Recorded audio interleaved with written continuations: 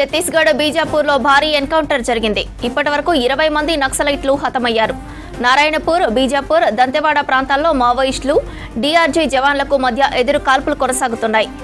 Mod ప్రాంతంలో దయం నుంచి encounter జరుగుతోంది. డీజీఆర్ సైనికులు నక్సలైట్లను చుట్టుముట్టారు. అయితే ఎన్కౌంటర్ను అధికారులు ధృవీకరించలేదు. ఛత్తీస్గఢ్ బీజాపూర్లో భారీ ఎన్కౌంటర్ జరిగింది. ఇప్పటివరకు 20 మంది నక్సలైట్లు హతమయ్యారు. నారాయణపూర్, బీజాపూర్, దంతెవాడ ప్రాంతాల్లో మావోయిస్టులు, డీఆర్జీ జవాన్లకు మధ్య ఎదురు కాల్పులు కొనసాగుతున్నాయి.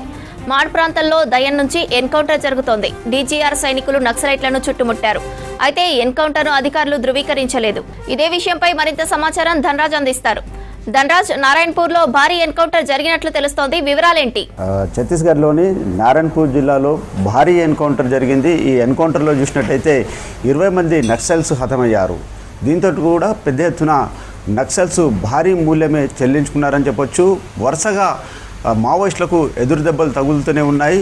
గత 6 రోజుల కింద చూసుకున్నట్టయితే మనం ఈ కర్రగుట్టలో జరిగినటువంటి ఎన్కౌంటర్లో చూసినట్టయితే 31 మంది మావోయిస్టులు మరణించారు. ఆ తర్వాత చూసినట్టయితే ఇప్పటికే ఆపరేషన్ ఖగార్కు సంబంధించినటువంటి పేరుతోటి కూడా పెద్ద ఎత్తున కూంబింగ్ ఆపరేషన్ జరుగుతూనే ఉంది. ఓ వైపున చూసినట్టయితే ప్రధానంగా ఛత్తీస్గఢ్లో ఉన్నటువంటి అబుజ్మద్ అడవులు కావచ్చు, అదేవిధంగా బీజాపూర్, నారాయణపూర్తో పాటుగాను దంతెవాడ జిల్లాలలో పెద్ద ఎత్తున డిస్ట్రిక్ట్ రిజర్వ్ గార్డ్స్ పెద్ద ఎత్తున కూంబింగ్ ఆపరేషన్ కొనసాగుతుంది. అదేవిధంగా భద్రతా బలగాలతో పాటు ఈ ఆపరేషన్ సంకల్ప్ పేరిట కూడా కొనసాగుతున్నటువంటి క్రమంలోనే పెద్ద ఎత్తున నక్సల్స్ అబుజ్మడ్కు సంబంధించినటువంటి నారాయణపూర్ కావచ్చు, బీజాపూర్, దంతెవాడ వంటి అడవులలో పెద్ద ఎత్తున నక్సల్స్ ఉన్నారనే సమాచారం మేరకు ఈ కూంబింగ్ ఆపరేషన్ నిర్వహిస్తున్నటువంటి పోలీసు బలగాలకు నక్సల్స్ ఎదురవడంతో ఇరువురికి మధ్య ఉదయం నుంచి కూడా ఎదురు కాల్పులు కొనసాగుతూనే ఉన్నాయి. ఈ ఎదురు కాల్పులో చూసినట్టయితే 20 మంది నక్సల్స్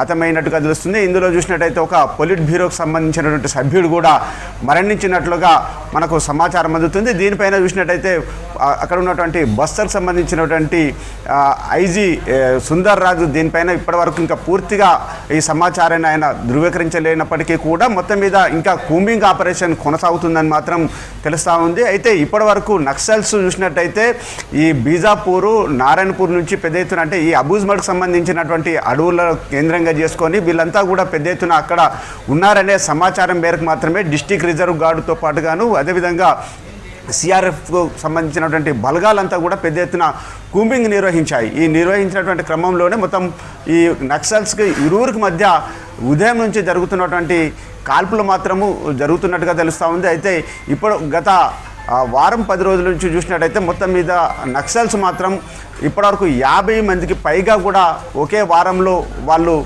పెద్ద ఎత్తున ప్రాణ నష్టం జరగడం, అదేవిధంగా వివిధ సంబంధించినటువంటి నక్సల్స్ లొంగుబాటులో చర్య కొనసాగుతుంది. దీంతో కూడా నక్సల్స్ మాత్రం వరుసగా ఎదురు దెబ్బలు తగలడంతో కూడా పార్టీకి సంబంధించినటువంటి ఉనికి కూడా కోల్పోతూ ఉంది. మరోవైపున చూసినట్టయితే ఇప్పటికే అమిత్ షా కూడా పెద్ద ఎత్తున ఒక ప్రకటన కూడా చేయడం జరిగింది. ఏదైతే ఆపరేషన్ ఖగార్కు సంబంధించినటువంటి విషయంలో చూసినట్టయితే వచ్చే ఏడాదిలో మార్చిలోగా కూడా దేశంలో ఉన్నటువంటి నక్సల్స్ను పూర్తిగా కూడా ఏరివేత కొనసాగిస్తాం. ఇప్పటికే దేశవ్యాప్తంగా ఉన్నటువంటి నక్సల్స్ కొన్ని జిల్లాలకు మాత్రమే 5-6 జిల్లాలకు మాత్రమే పరిమితమయ్యారని మాత్రము ఇప్పటికే అమిత్ షా చెప్పారు. మొత్తం మీద ఖగార్ ఆపరేషన్ చూసినట్టయితే 21 రోజుల్లోనే 31 మందిని హతం చేశాం. ఆ తర్వాత ఈ ఆపరేషన్ కూడా పూర్తిగా కొనసాగుతుంది.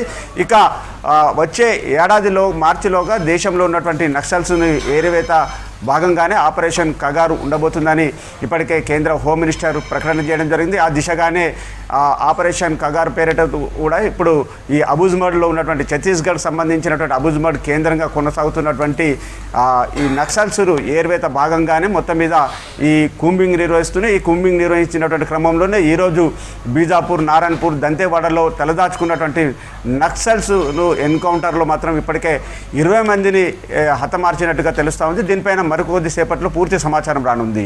శ్రవంతి.